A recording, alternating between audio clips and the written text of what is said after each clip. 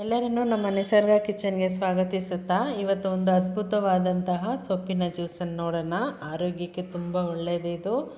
ಇದಕ್ಕೆ ಬೇಕಾಗಿರೋಂಥ ಐಟಮ್ಸು ಕೊತ್ತಂಬರಿ ಸೊಪ್ಪು, ಕರಿಬೇವಿನ ಸೊಪ್ಪು 50 ಗ್ರಾಮಷ್ಟು ತೊಗೊಂಡಿದ್ದೀನಿ. ಶುಂಠಿ ಬೆಳ್ಳುಳ್ಳಿ 3 ಗ್ರಾಮಷ್ಟು. ಅದು ಬೇಕಾದರೆ ತೊಗೊಬೋದು, ಇಲ್ಲ ಹೊಟ್ಟೆಯಲ್ಲಿ ತುಂಬ ಉರಿ ಇರೋರು ಅದನ್ನು ಬಿಟ್ಬಿಟ್ಟು ಓಮ ಹಾಕ್ಕೊಬೇಕಾಗುತ್ತೆ.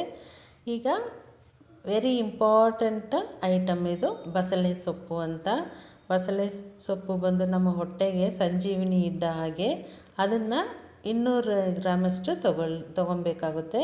ಇದೆಲ್ಲವನ್ನು ಪ್ರತಿದಿನ ನಾವು ವೆಜ್ ಜ್ಯೂಸ್ ಮಾಡ್ತಾಯಿದ್ದೀವಲ್ಲ ಅದೇ ಥರ ಮಿಕ್ಸಿಗೆ ಹಾಕ್ಕೊಂಡು ಸ್ವಲ್ಪ ಮಜ್ಜಿಗೆ ಬೆರೆಸಿ ಚೆನ್ನಾಗಿ ರುಬ್ಕೊಬೇಕಾಗುತ್ತೆ.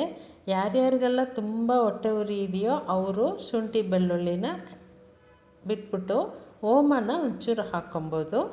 ಈಗ ಅದನ್ನು ನಾನು ನೋಡಿ ರುಬ್ಬಿ ತೆಗೆದಿದ್ದೀನಿ. ಇದನ್ನು ಪ್ರತಿದಿನ ಹೇಳೋ ಥರನೇ 125 ಗ್ರಾಮಷ್ಟು ಈ ರುಬ್ಬಿರೋಂಥ ಸೊಪ್ಪು ತೊಗೊಂಡು ಅದಕ್ಕೆ 4ರಿಂದ 5 ತೊಟ್ಟು, ಅದಕ್ಕಿಂತ ಜಾಸ್ತಿ ಲೆಮನ್ ಹಾಕ್ಕೊಬಾರ್ದು, 4-5 ತೊಟ್ಟು ಹಾಕ್ಕೊಂಡು ಇದಕ್ಕೆ ಮತ್ತೆ 125 ಗ್ರಾಮಷ್ಟು ಮಜ್ಜಿಗೆನ ಬೆರೆಸಿ ತಿಂಡಿಗಿನ್ನ ಮುಂಚೆ 1 ಲೋಟ, ಊಟಕ್ಕಿಂತ ಮುಂಚೆ 1 ಲೋಟದಷ್ಟು, ಅಂದರೆ 200ರಿಂದ 250 ಗ್ರಾಮಷ್ಟು ನಾವು ಕುಡಿತಾ ಬಂದ್ವಿ ಅಂದರೆ ನಮ್ಮ ಹೊಟ್ಟೆಯಲ್ಲಿರುವಂಥ ಎಲ್ಲ ಪ್ರಾಬ್ಲಮ್ಮು, ಅಂದರೆ ಯಾರ್ಯಾರಿಗೆಲ್ಲ ಮಲಬದ್ಧತೆ ಇದೆಯೋ, ಹೊಟ್ಟೆಯಲ್ಲಿ ಉರಿ ಇರುತ್ತೆ, ಕೆಲವ್ರಿಗೆ ತುಂಬ ಹೀಟ್ ಫಾರ್ಮ್ ಆಗಿರುತ್ತೆ, ಅಲ್ಸರ್ ಇರುತ್ತೆ, ಅಜೀರ್ಣ ತೊಂದರೆ ಇರುತ್ತೆ, ಇದೆಲ್ಲದರಿಂದ ಮೂಳೆ ಪ್ರಾಬ್ಲಮ್ ಇರುತ್ತೆ, ಅಂಥವ್ರಿಗೆಲ್ಲ ಇದು ತುಂಬ ಒಳ್ಳೆಯದು.